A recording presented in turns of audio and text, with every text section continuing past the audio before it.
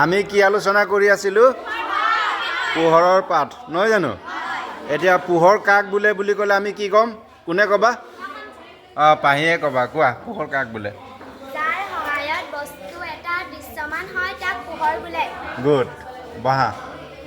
এতিয়া পাহিয়ে কোৱাচোন, পোহৰৰ ৰশ্মি কেই প্ৰকাৰৰ? পাহিয়ে ক'লে বিউটি।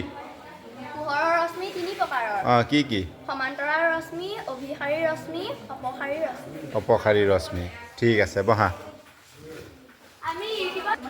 এতিয়া শ্ৰীমন্তই কোৱাচোন, এইফালে বিউটিয়ে ক'লে পোহৰৰ ৰশ্মিবিলাকৰ কথা। কি কি আছিলে? সমান্তৰাল, অভিসাৰী আৰু অপসাৰী। কোনটোক সমান্তৰাল ক'ম, কোনটোক অভিসাৰী ক'ম আৰু কোনটোক অপসাৰী ক'ম? সমান্তৰাল যোনটো সমানে সমানে যায়, তাৰপিছত অভিসাৰীটো এটা বিন্দুত লগ হয়। অপসাৰীটো এটা বিন্দুৰ পৰা মানে আঁতৰি যায়। গুড, বঢ়িয়া হৈছে, বহা। এতিয়া মনময়ূৰীয়ে কোৱা, পোহৰৰ প্ৰতিফলন কাক বোলে? এটা মাধ্যমৰ মাজেদি অহা পোহৰ আন এটা মাধ্যমত পৰি পুনৰ আগৰ মাধ্যমলৈ উভতি যোৱাকে পোহৰৰ প্ৰতিফলন বোলে। গুড, বঢ়িয়া হৈছে, ধুনীয়া পাৰিছা, ঠিক আছে, বহা। ঠিক আছে, এতিয়া ভাগ্যশ্ৰীয়ে কোৱা, পাৰ্শ্বীয় বিলোমন কি? দাপোনত প্ৰতিবিম্বৰ বাওঁফালটো সোঁফালে আৰু প্ৰতিবিম্বৰ সোঁফালটো বাওঁফালে হোৱাটোকে মানে পাৰ্শ্ব বিলোমন। পাৰ্শ্ব বিলোমন, তাৰমানে তুমি দাপোনৰ সন্মুখত যেতিয়া থিয় হ'বা, বাওঁফালটো তোমাৰ বাওঁফালটোক সোঁফাল নিচিনা লাগে আৰু সোঁফালটোক বাওঁফাল নিচিনা লাগে দেই। লক্ষ্যবস্তুৰ সোঁফালটোক বাওঁফাল, বাওঁফালটোক সোঁফাল নিচিনা লাগে। এইটোৱে হ'ল পাৰ্শ্ব বিলোমন। এতিয়া কমলে কোৱা, অসৎ প্ৰতিবিম্ব কাক বোলে? অলপ ডাঙৰকৈ ক'বা। অস্তিত্ব নাই, যাক আমি পৰ্দাত ধৰি ৰাখিব নোৱাৰোঁ, তাকে প্ৰতিবিম্ব বোলে। সৎ নে অসৎ? এইকাৰণে ডাঙৰকৈ ক'বলৈ কৈছে, ঠিক আছে, বহা। এতিয়া লখিমীয়ে কোৱা, থিয় হোৱা, এম্বুলেন্স শব্দটো ওলোটাকৈ কিয় লিখা হয়? ইয়াৰ আগে আগে গৈ থকা গাড়ীৰ চালকে দেখা পাব, বাট এৰি দিব, নহয় জানো? ঠিক আছে, আমি এম্বুলেন্স যদি এম্বুলেন্স যদি আমি দেখা পাওঁ, লগে লগে বাট এৰি দিব লাগে। কাৰণ এম্বুলেন্সত কি নিওঁ আমি? কি নিয়ে? ৰোগী নিয়ে। ৰোগীক সোনকালে হস্পিটেলত পোৱাব লাগিব। এইকাৰণে এম্বুলেন্সক বাট এৰি নিদিলে ইয়াৰ জৰিমনাও আছে, 10,000 টকা জৰিমনা, ফাইন ভৰিব লাগিব। এইকাৰণে এম্বুলেন্স দেখিলে আমি লগে লগে বাট এৰি দিব লাগে দেই।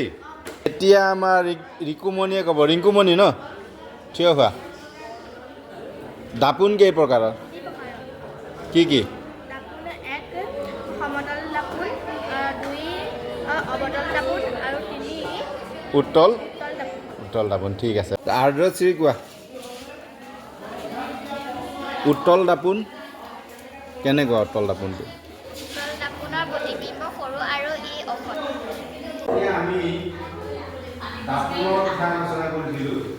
দাপোন কেই প্ৰকাৰৰ আছিল? 3 প্ৰকাৰ। এতিয়া 2 প্ৰকাৰ দাপোন মোৰ লগত আছে। এটা প্ৰকাৰ তোমালোকে ঘৰত চোৱা, সমতল দাপোনটো। এইটো হ'ল তোমাৰ উত্তল দাপোন, কনভেক্স লেন্স নহয়, মিৰৰ হ'ব। আৰু এইটো হ'ব অৱতল দাপোন, কনকেভ মিৰৰ, নহয় জানো? দাপোন 3 প্ৰকাৰৰ, উত্তল, অৱতল আৰু সমতল। এতিয়া উত্তলটো কি হয়? ইয়াৰ মাজভাগটো বাহিৰলৈ লোৱা, আৰু অৱতলটো ইয়াৰ মাজভাগটো ভিতৰলৈ লোৱা, নহয় জানো? আৰু উত্তলত কেনেকুৱা প্ৰতিবিম্ব গঠন হয়? ডাঙৰ নে সৰু? সৰু। আৰু অৱতলত ডাঙৰ, নহয় জানো? আৰু দূৰৰ পৰা চালে তোমাৰ ওলোটা হয়। তোমালোকে নিজে চুই পেলাই চোৱা, প্ৰত্যেকেই চুই পেলাই চোৱা। মই আৰু আছে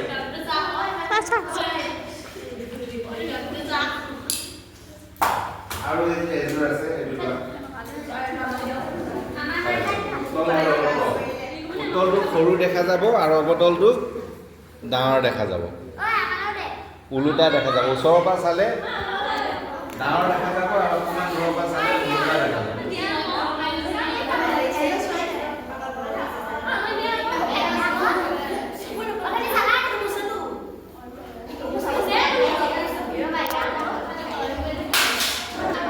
চোৱা, হাতেৰে চুই চোৱা, প্ৰতিবিম্ববিলাক চোৱা।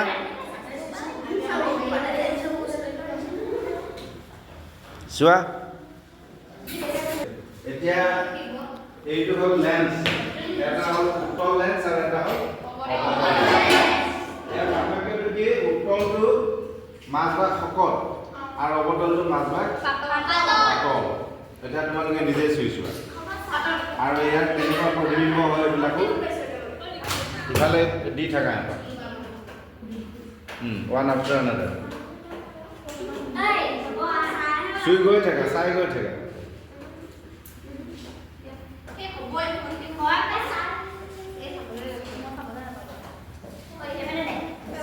চাই গৈ থাকা চাই গৈ থাকা এইটো আৰু এটা আছে লৈ লোৱা এইটো কি লেন্স উত্তল নে অৱতল মাজভাগ ডাঠ এইটো উত্তল লেন্স অৱতলটো মাজভাগ সৰু হ'ব মানে পাতল হ'ব এতিয়া আমি কি কৰিম অৱতল দাপোন আৰু উত্তল দাপোনৰ প্ৰতিবিম্ব কেনেকৈ গঠন হয় এইটো আমি পৰীক্ষা কৰিম প্ৰেক্টিকেল কৰিম তাৰপিছত উত্তল লেন্স আৰু অৱতল লেন্সৰ প্ৰতিবিম্ব কেনেকুৱা হয় সৎ আৰু অসৎ প্ৰতিবিম্ব তোমালোকক সৎ প্ৰতিবিম্ব আৰু অসৎ প্ৰতিবিম্বৰ বিষয়ে তোমালোকক সুধিছিলোঁ ক্লাছত নহয় জানো এইখিনি আমি প্ৰতিবিম্ব গঠন কৰি পৰীক্ষা কৰিম ঠিক আছে এইডাল মম আমি জ্বলাই ল'লোঁ ৰিংকুমণিয়ে আমাৰ মম ধূপ দুডালো জ্বলাই লৈছে লেবৰেটৰীটো আমাৰ সুগন্ধ বিয়পি পৰক বুলি জ্বলাই দিয়া এতিয়া তোমালোকক মই শিকাইছিলোঁ কেনেকৈ প্ৰতিবিম্ব গঠন কৰিব লাগে এতিয়া কিমানত স্পষ্ট হয় প্ৰতিবিম্বটো এইটো নিজে তাত স্পষ্ট অৱস্থাত ৰাখা লৰচৰ নকৰিবা য'ত নেকি স্পষ্ট হয় এইটো অৱতল দাপোনে গঠন কৰা সৎ প্ৰতিবিম্ব নহয় জানো কোনে দেখুৱাই আছে তোমালোকক ৰিকুমণিয়ে এতিয়া বেলেগ এজনীক দিয়া বেলেগ এজনীয়ে নিজে কৰিছোঁ ধুনীয়া হৈছে এইটো আমাৰ ছোৱালীকেইজনী কোন ক্লাছৰ তোমালোক 7 স্পষ্ট হোৱাকে ঐ এইজনী জনাই নাই একো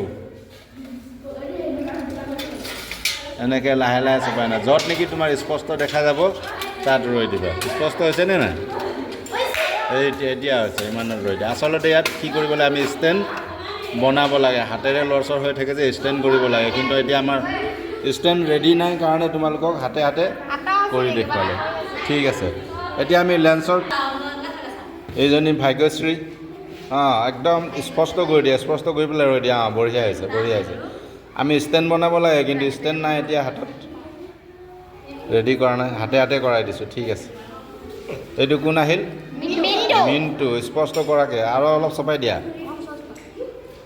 হৈছে এইটো কোন আহিল শ্ৰীমন্ত ঠিক আছে বঢ়িয়া হৈছে বেলেগ এটাক দিয়া কোন আহিল এইটো আৰ্যশ্ৰী বঢ়িয়া হৈছে হ'ব আকৌ এটা শ্ৰীমন্ত এইটো পাতল শ্ৰীমন্ত আগৰটো পেটুৱা শ্ৰীমন্ত অংকিতাক দিয়া বেছি ওচৰ চাপিছে বাছ বঢ়িয়া আছে এতিয়া চোৱা আমি উত্তল লেন্সত মানে সৎ প্ৰতিবিম্ব কেনেকৈ গঠন হয় লাহে লাহে তোমাৰ বহীটোত ধৰি থাকা এই লেন্সটো লৰালেও হ'ব আগলৈ লৈ থাকা য'ত স্পষ্ট হয় তাত ৰৈ দিবা হৈছেনে এইডাল মম আৰু কোনে ধৰি আছে এইটো শ্ৰীমন্ত আৰু ইফালে কমল প্ৰতিবিম্বটো কেনেকুৱা আছে উল্টা হৈছেনে নাই উল্টা হৈছে এইটো উত্তল লেন্সৰ সৎ প্ৰতিবিম্ব বেলেগ দুটাক দিয়া কমল বেলেগক দি দিয়া চিধাকৈ ল ঐ বহীটো চিধাকৈ ল এনেকৈ লাহে লাহে আগ পিছ কৰ য'ত নেকি তোমাৰ স্পষ্ট হ'ব আগলৈ লৈ যা য'ত স্পষ্ট হ'ব তাত লৈ দিবা স্পষ্ট হৈছেনে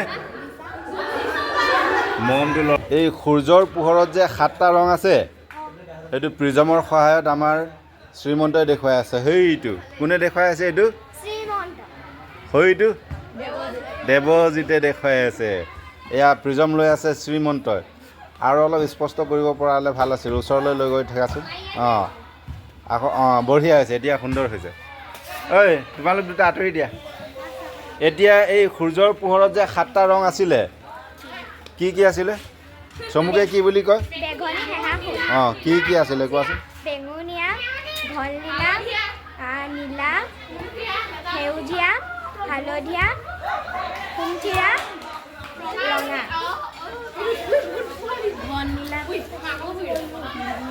সেইটো নহয় জানো